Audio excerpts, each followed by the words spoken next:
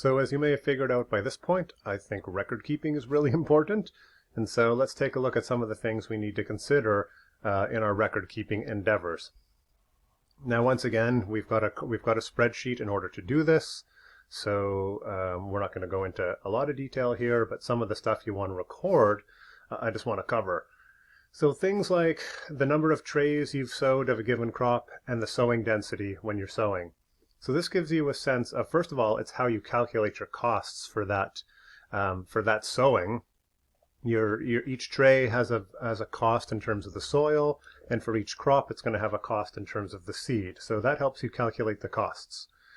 Now, when it comes to harvest time, we want to make a note of how many trays we harvested and what our yield was for that harvest. And that's going to give us an average yield per tray.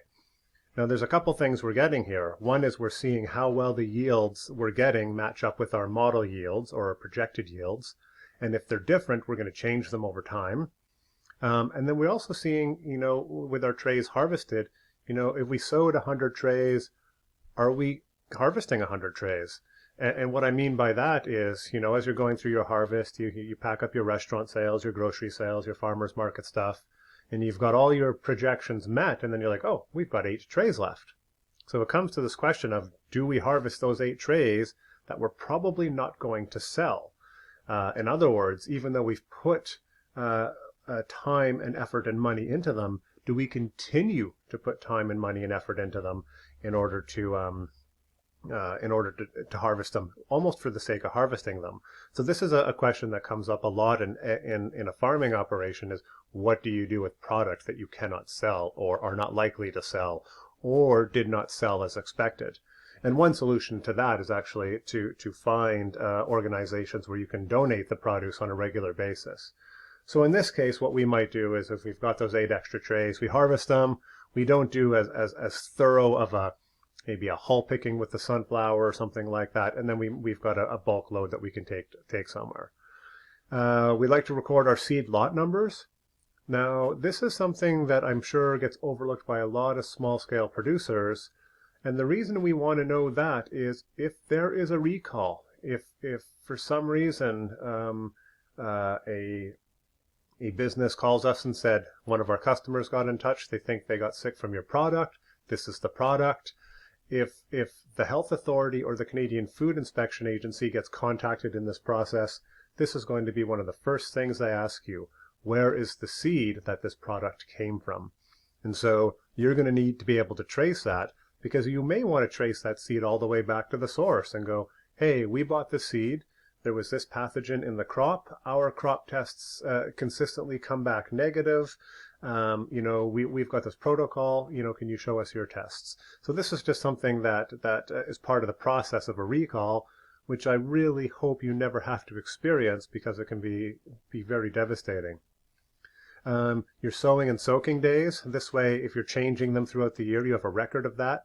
So you have a good sense of what that looks like on a year-to-year basis at different times of the year during the different seasons. I also like to make notes about crop failures as well. And if you have 100 trays to harvest, but you only harvest 60, why is that? Is it because you lost a bunch of sales, or because 40 of them were diseased? So you often need to have those accompanying notes to understand why things are as they are. In terms of sales, you will have hopefully an invoicing system that you will use that is separate from your crop record keeping and your crop planning.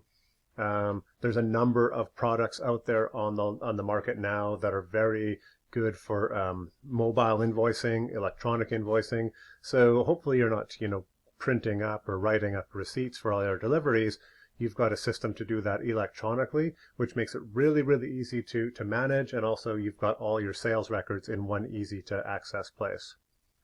I've added temperature and light data here as well, because what I like to do is also, again, if you can record temperature data using like a weather system, a weather station, that's a lot of valuable information, because then you can start correlating your yields and your productions for different crops to that data. And you can get a basic weather station for about $200, and you can get something fairly advanced for about $500. And usually you're getting temperature, and you can get temperature within your growing system as well as the outdoor temperature. You can get rainfall, you can get hours of light, you can get relative humidity, wind speed. So there's all these things you can collect that you can use to correlate to your crop growth. And this becomes very, very valuable when you're looking at things from a season to season basis and you need to make decisions about what kind of adjustments to make. And in terms of light data, if you're changing the length of your lighting cycle at different times of the year, it's good to make a note of that as well. So if you're seeing poor crop growth, you can look back at the previous year's records or even previous months and go, what's changed here?